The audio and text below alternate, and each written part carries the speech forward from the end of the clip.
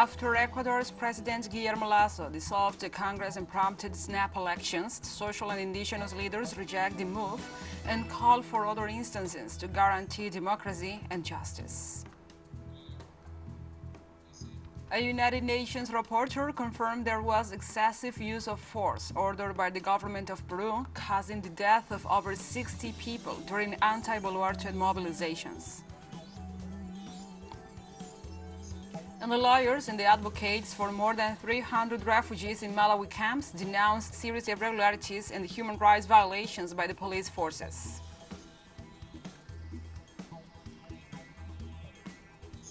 Hello from the headquarters of TeleSUR English in Havana, Cuba. This is From the South. I'm your anchor, Gladys Quesada, and these are the news. In Ecuador, the president of the National Electoral Council, Diana Adamant, ratified on Wednesday to the Ecuadorian people the commitment to carry out an efficient and transparent electoral process. In addition, Adamant advocated for the unity of all the entities involved in the electoral process to give greater tranquility to the country and strengthen Ecuadorian democracy in the midst of the situation the country is going through. Finally, the president of the National Electoral Council declared that the electoral authority will continue with the path of absolute respect for the popular will manifested in the ballot box, recognized by the national political entities and several international bodies. She also announced that the deadline for the call of extraordinary presidential and legislative elections is May 24th, 2023, that is, 7 days after the issuance of the executive decree.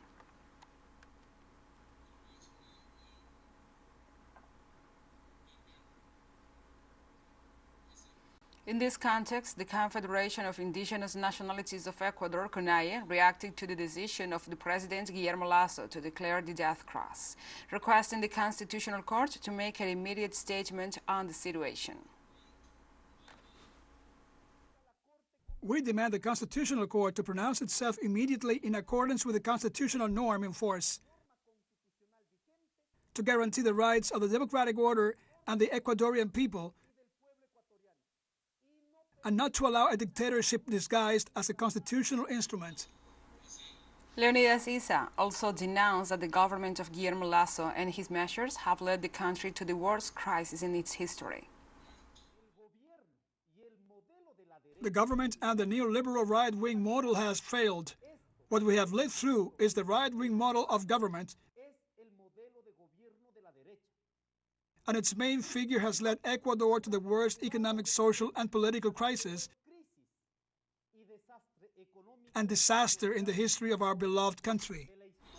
In this context, the indigenous and social leader described as cowardly the decision taken by the President Guillermo Lasso, assuring that the current situation does not meet the constitutional requirements to call for the cross death.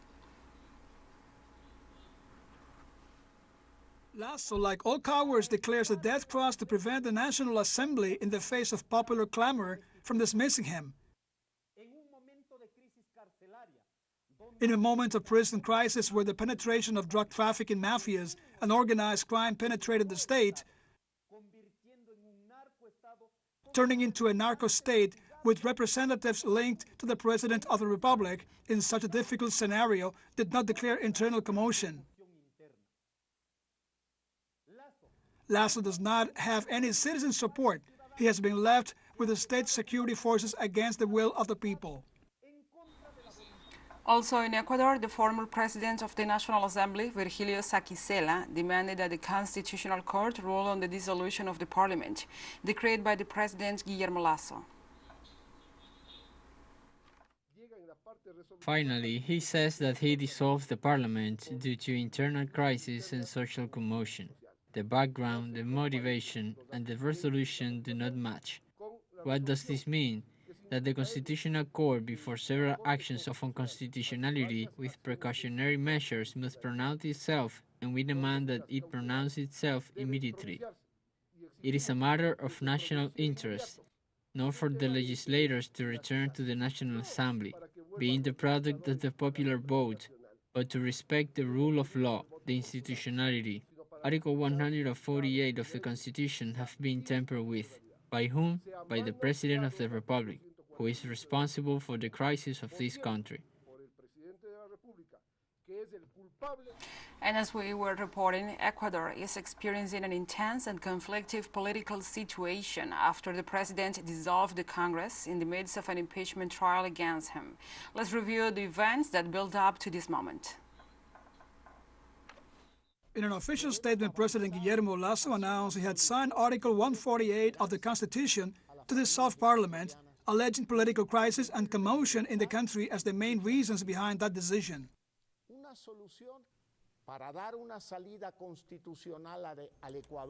In order to give Ecuador a constitutional solution, I have decided to apply Article 148 of the Constitution of the Republic, which grants me the power to dissolve the National Assembly due to a serious political crisis and internal commotion, for which I have signed Executive Decree number 741. In addition, I have requested the National Electoral Council to immediately call for legislative and presidential elections for the rest of the respective terms.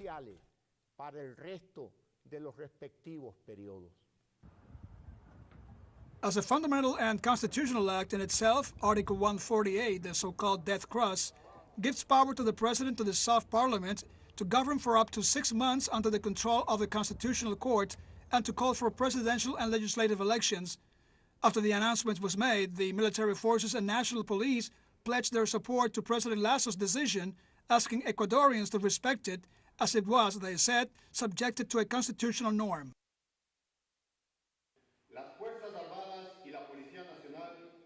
The armed forces and the national police maintain and will maintain a firm position of absolute respect for the Constitution and their decision to protect the rights, liberties, and guarantees of the citizens within the framework of the rule of law.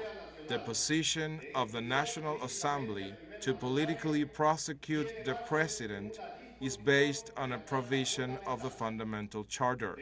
Likewise, the decision of the Constitutional President of the Republic to dissolve the National Assembly is based on Article 148 of the Constitution of the Republic. Therefore, it is subject to a constitutional norm and must be fully and completely respected by all citizens. The National Assembly was militarized and several legislators and workers stayed outside the Legislative Palace while members of the armed forces and the National Police prevented their entrance. The deployment came facing possible protest as there was a clear popular discontent with the decision that impeded the impeachment trial over corruption charges against the head of state.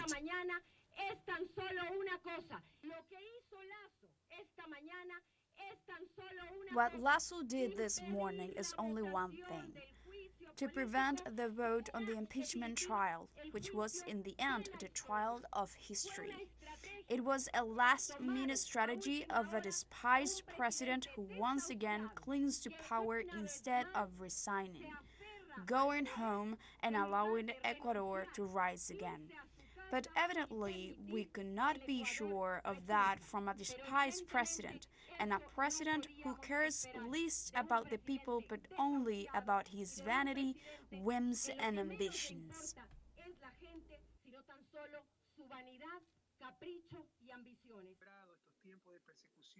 During an interview to Russian television, former Ecuadorian President Rafael Correa said that the President Guillermo Lasso's decision to dissolve the National Assembly and call for new elections was not constitutional, but said that in the end it was the best solution since it allowed the elections of new government that could respond much better to the needs of the Ecuadorian people.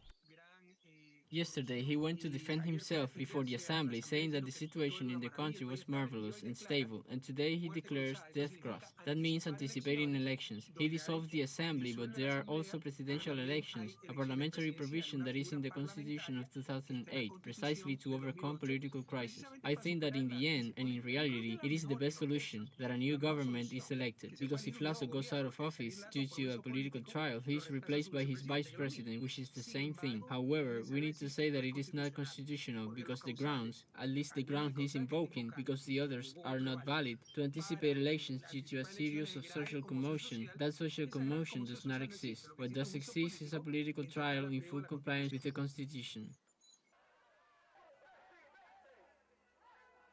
Since April, President Lasso had been facing alleged then confirmed corruption charges.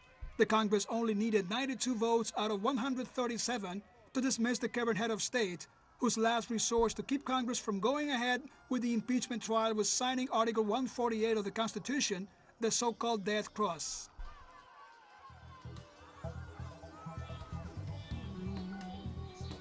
Let's take a short break, but remember you can join us on TikTok at TeleSUR English, where you will find news in different formats, news updates and more.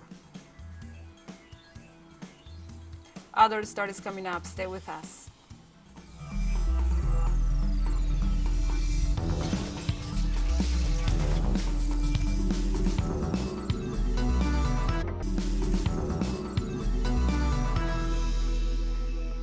Welcome back. On Wednesday, the United Nations rapporteur on the rights to freedom of peaceful assembly, Clement Wool, confirmed that the excessive use of force ordered by the government of Peru caused the death of more than 60 people during mobilizations. The United Nations special rapporteur presented a report on the situation of the right to protest in Peru, focusing on the 3 months of demonstrations against the current Peruvian administration. In the results of the investigations led by the expert, she highlighted that the information gathered coincides with the results of the investigation of the Inter-American Commission of Human Rights, according to which no evidence was found that the demonstrators were armed. Volu also exposed the loss of confidence in the state institutions.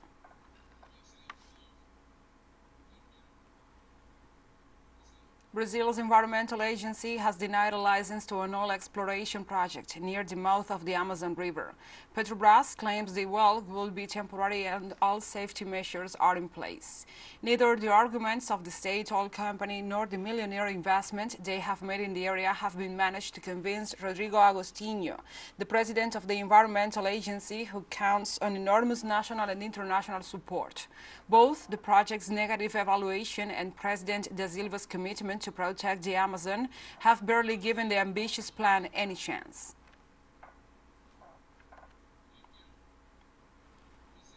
The president of El Salvador, Nayib Bukele, on Wednesday ordered the deployment of more than 5,000 security agents to the north of the country after gang members broke 0 homicide records set with the beginning of the state of emergency.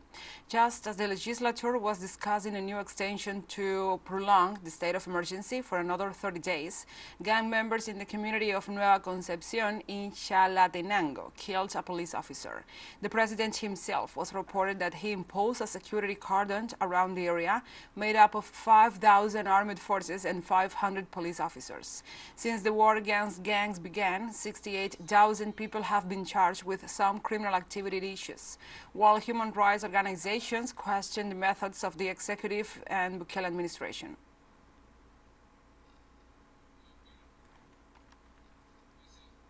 On Thursday, Russian Deputy Prime Minister Dmitry Shereskenshiko arrived in Cuba on a 3-day working visit.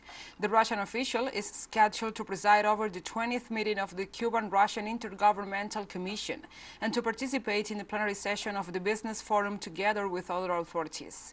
He is also expected to sign several bilateral agreements on trade, industry, energy, agriculture, construction, and education. Upon his arrival in the country, he assured Moscow is fully committed to helping the Cuban economy to reach the highest level.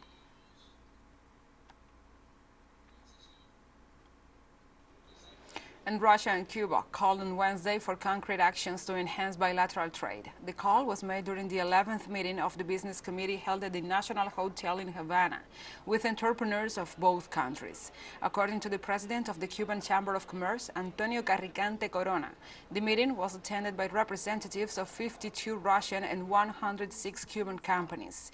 The Cuban official pointed out that since the last meeting held in Moscow back in September 2019, the scenario has changed switch to a more complicated business situation. Carricante said that now it was not only about analyzing supply possibilities, but also seeking alliances for national industrial productions. On the other hand, the trade representative of the Russian embassy in Havana, Sergei Boldin, said that in 2022 the bilateral exchange stood at $150 million, in which Russian exports tripled.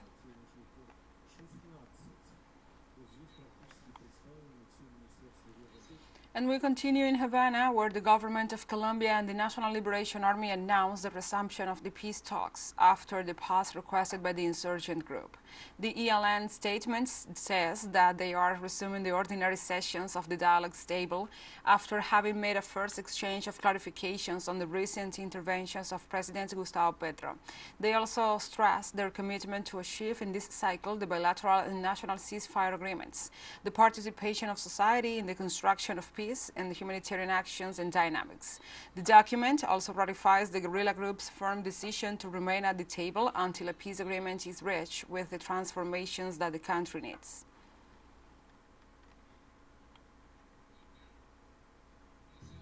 TeleSUR English continues to grow. You can now tune in from 33 different African countries using StoreSat.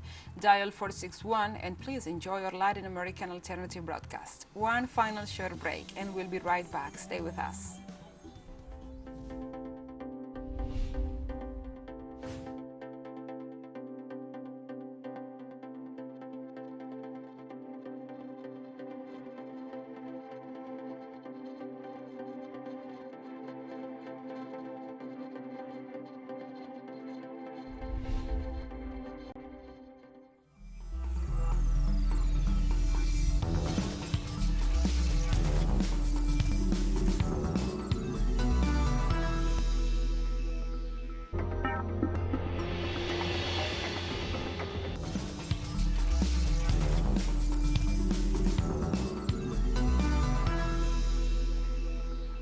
Welcome back.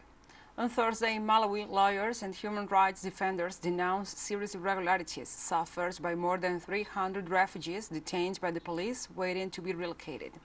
The denouncement is based on the fact that the police forces are looting the houses and businesses of hundreds of migrants in the camp of Dedza, 85 kilometers from Lilongwe, the country's capital. On the other hand, they also reported that migrants coming from Rwanda, Burundi, Ethiopia, and the Democratic Republic of the Congo are held in a prison and are not allowed to be given food, even though there are children and women. However, the authorities reject the accusations and assure that they are being cared for until they can be relocated to a refugee camp, as the laws of the country do not allow them to stay outside them.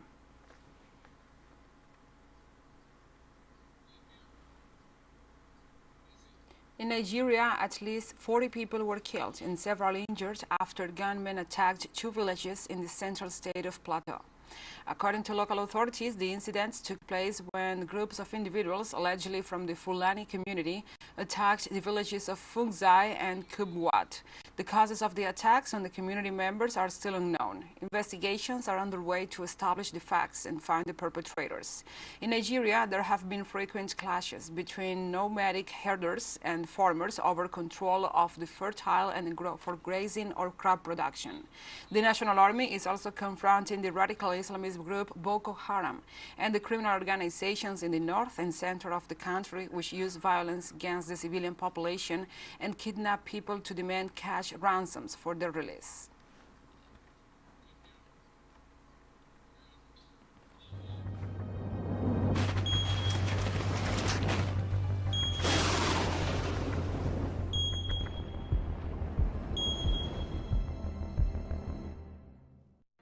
To other topics. More than 130 deaths reported as a result of heavy rains and winds from Cyclone Mosha in Myanmar. In the displaced people's camp, the death toll in the coastal regions was 130. However, local sources indicate that the death toll could exceed 400. The United Nations Humanitarian Coordination Office called the scenario a disaster. Cyclone Mosha passed through the coastal regions of the nation, causing winds of more than 250 kilometers per hour and waves of more than 2 meters in height.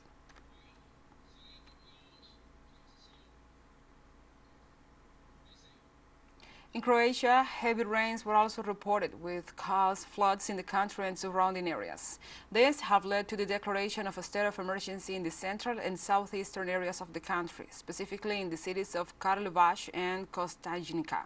Officials said the Požega County in Slavonia is one of the regions most affected by the floods. So far, authorities have not reported any fatalities. And like this, we have come to the end of this news brief. But remember, you can find this and many other stories on our website at telesurenglish.net. And also, if you feel so inclined, please join us on social media for all the latest news. We are on Facebook, Twitter, Instagram, Telegram, and TikTok. For TeleSUR English, I'm your anchor, Gladys Quesada. Thank you for watching.